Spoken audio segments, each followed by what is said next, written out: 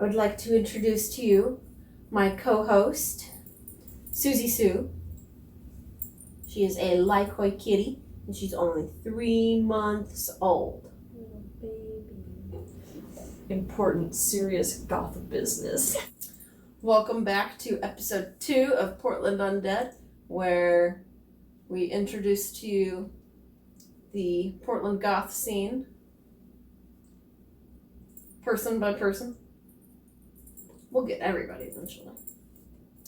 But today, we have tonight, because we're goths, we have Xar Blackthorn, who is one of my very dear good friends, and I love them. We use he, them pronouns with Xar. There goes Susie. So we met in 2009, 2010 on Tumblr. Way back in the day.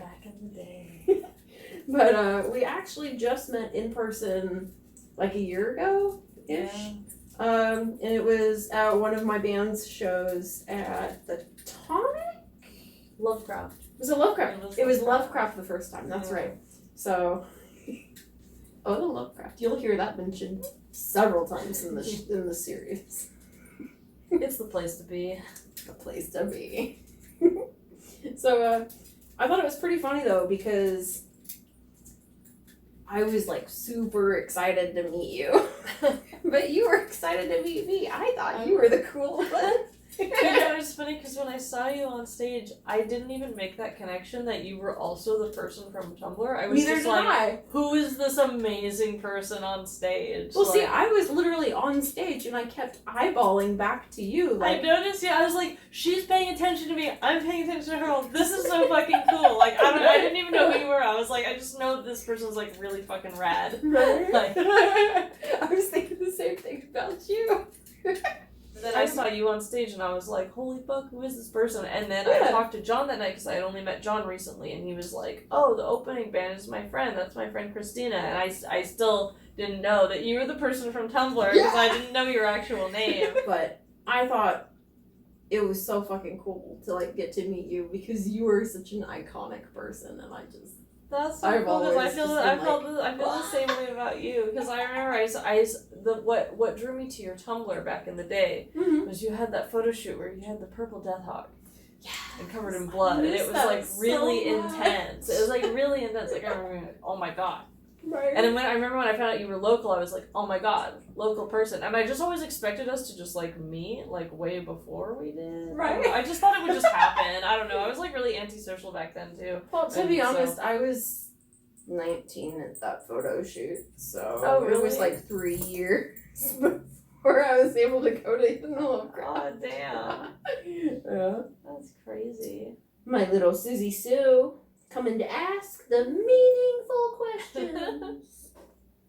Speaking of back in the Tumblr days, and especially wearing your iconic Batwing eyeliner tonight, you gotta tell us the story. Oh god, okay. There's a wonderful story that goes with this. It's an alright story. It's great. I love it. It makes me happy. There was a Tumblr famous picture that went around, and it was like, someone had done like, I guess batliner sort of like this, but like really tiny, like just like a little tiny, like against the eye type of thing. Yeah, and if you're a goth and you were around in like the old Tumblr days, you've seen that picture. Yeah, it was pretty popular because I think it was 2 pictures. It was like one with her eye closed and one with it open. It's just tiny little detail. And I basically like I loved that, and I was like, yeah, that's amazing, that's super goth, but it's not extreme enough. So I basically like did my version, which is this, which is like obviously like way more extreme. Yeah. Did that, made like a couple I think I got excited when I first started doing it, and I'd actually like wear it during the day and like go around the neighborhood or whatever and get people's reactions, which was pretty cool. But eventually the makeup artist Drac Mackins was inspired to make a makeup tutorial on it. I miss them so much. Yeah, they actually credited me at like the start of that video, which is pretty cool. But yeah, and because of them, they made the batliner like super, like way more like famous. Like more people started doing it. Like more goths started doing the batliner thing, and I was just like, yes, I fucking live for it. Because I just feel like once I saw that and did my own, I was like, this should be like kind of a staple, like as much as the cat liner is. Right. Like the bat liner should be just as popular as the cat liner among the subculture, I think. Because to me it just makes sense and it's pretty simple to do. I mean not at first, but once you get it down, once you figure it out. It's just like if you're a goth and you shave your eyebrows and you start painting your eyebrows on. Yeah. It's the same thing. It takes a couple of times and you figure it out. Yeah. But true. Also, if you have hooded eyes, this is the fucking way to go. True. So, that being said, we also have to get this out of the way. Your tattoos are amazing. Oh, thank you. I know. But they are. So, you have to accept that eventually. May as well be today. I have never seen anybody with tattoos quite like yours, and they're so cool. Thank you. So, who are your artists? I know Courtney, obviously, which we will have Courtney on the show eventually. Her name is Courtney Potter, and at this point, Susie, what are you doing? At this point, she's working at Jackalope. She's working at Jackalope here in Portland. And she's my favorite tattoo artist and the only person I go to. But Courtney is not the only person that you go to. Who's your other artist? Oh, well, Courtney's the one that I've been seeing the most lately. She's done most of my all my recent ones. Yeah. Just before I saw her, I also saw Zamina did my bow hand. Yeah. Courtney used to work under Zamina at Skeleton Key. As far as I know. Yeah. And Taylor Harmon did my face tattoos. Don't even. Oh, Kitty, honey, stop it. Oh my god. Oh, Jesus. Oh, get comfortable. Don't do a thing. Don't try to launch. Okay.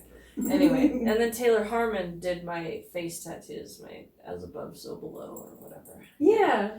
And then, which are so cool. Thank you. Those are like my favorite ones. Mine too. They're also the most painful by far. Oh god, I can imagine. Yeah. Well, I don't know, because like my dermal piercing was like my least painful piercing I've ever had, but like that's a lot faster. Yeah. This took half an hour, and then the touch up was even worse. The touch up took just as long. But this was actually way more painful. Well, it's your throat. Chin. Yeah, I hear your throat is like one of the your throat and your ribs and your feet are like the most painful place. Damn, I'm getting my foot done like at some point in the next year, so that's not good news. I'm bleeding. Thanks, Susie. Aww. So, it seems like you go to all of the goth inclined shows here in Portland. So, what are some of the more bucket list shows that you've been able to cross off?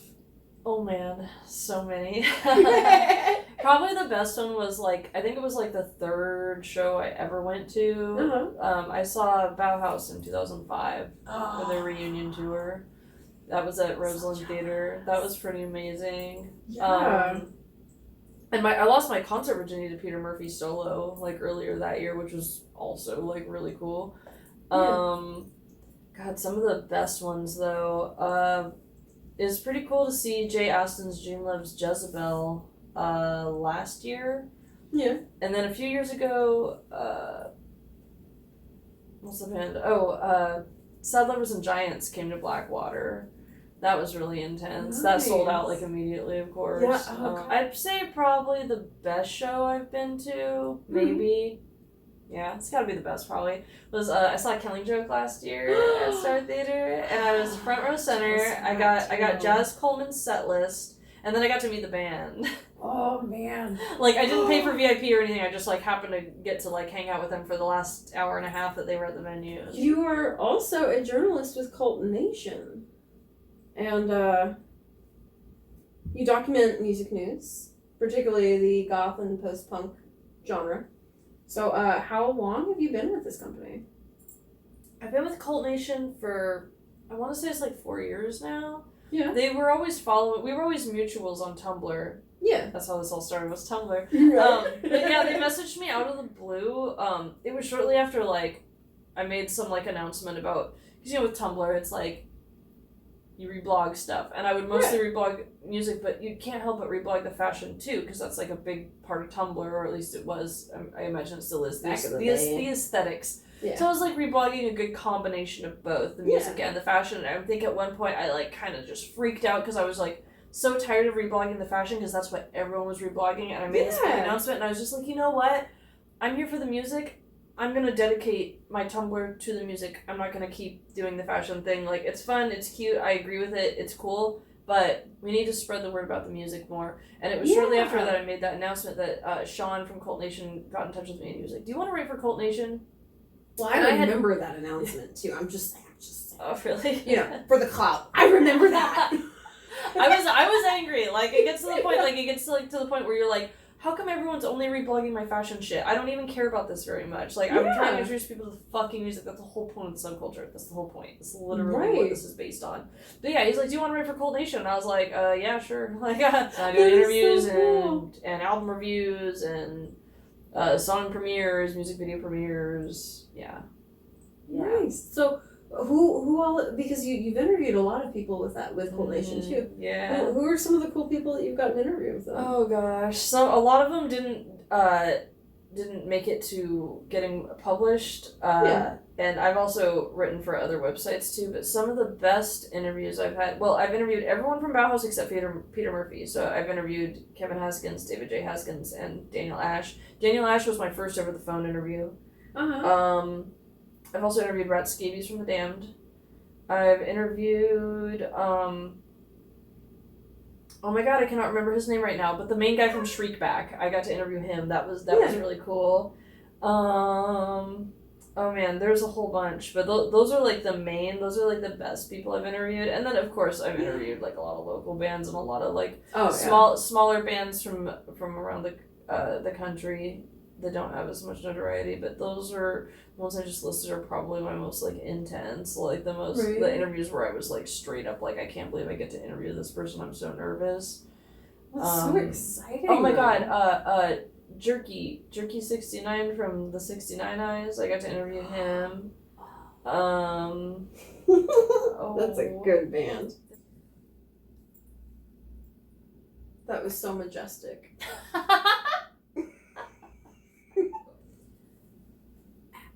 You know, the existential mumbo jumbo part that I have to ask is, how has being a part of the goth and post-punk scenes affected your life? Oh, it's completely changed my life. It's like the only thing I care about. Is that fucked up? No, I think that's wonderful. It made like such a big like impact on me because, you know, like I grew up listening to like Tears for Fears and OMD because my dad was a music producer / a sound guy or whatever. Yeah. And he produced like a bunch of bands, like Shitfinger was one of them, and what was the other one? Sweaty Nipples. They were like punk bands in the 80s or whatever that he like did stuff for, and some band that he did sound for opened for Romeo Void during their Benefactor tour. I have like their original like vinyl from the Benefactor tour because they gave it to him and my dad was like, here you go. That's so cool. Yeah, I thought it was pretty cool. My dad was like, I don't see what you're so excited for. The only good song on there is Never Say Never, and I was like, excuse you. I do remember the first time I heard that song, and I was like, who is singing this? Because I have to know. I know. It's so good. I actually love their whole discography, though. Yeah. It's completely changed my life. I started getting into the goth music in particular, I guess, when I was like 15. That was when I discovered, like, you know, my trifecta, my Bauhaus, Joy Division, and The Cure was like when I was 15, and that kind of like just changed my life. And then I didn't get into the local scene for another 2 years after I had like already established myself as a death rocker and stuff. Weirdly, I got into like the local Portland scene through Nicole Valentine, who's a goth from Seattle. Oh my goodness! Look at this! Sorry. Look at this! She loves you. Oh my god! Thank God. She's all about it. She's all about it. Look at that! Oh, don't lick off my makeup. She was doing that to me earlier. I was like, well, hold up. Right. Oh. I mean, what I like about the Portland scene is like it's really easy to make friends. Like everyone's really down to earth, and I feel like it's almost like when you go to like say the California scene or whatever, and there's like people like really done up, and you're almost too intimidated to even talk to them. I've very rarely felt too intimidated to talk to anybody in Portland because like I'm just super extroverted too. I'm sure helps a lot, but. In Portland, it's like I can tell the people are there because they're in it for the music. They're not in it because they're trying to dress to the nines and impress other people. Yeah. Like, Portland is a very like humble. I feel Portland has a very humble goth scene. But, so to come to a close with one of my favorite people in the world, what wisdom would you like to impart on the world? Go into shows as you would have others go into yours. Oh. That's it. I love that. That's it. That's amazing. I don't know why it's so hard getting people to go to shows, but it is. It's really ridiculous. Even when it's like it's bands that you know that your friends that you're inviting them to, like you know that they'll like these shows. So I'm having such a good time. Me too. This has been really fun.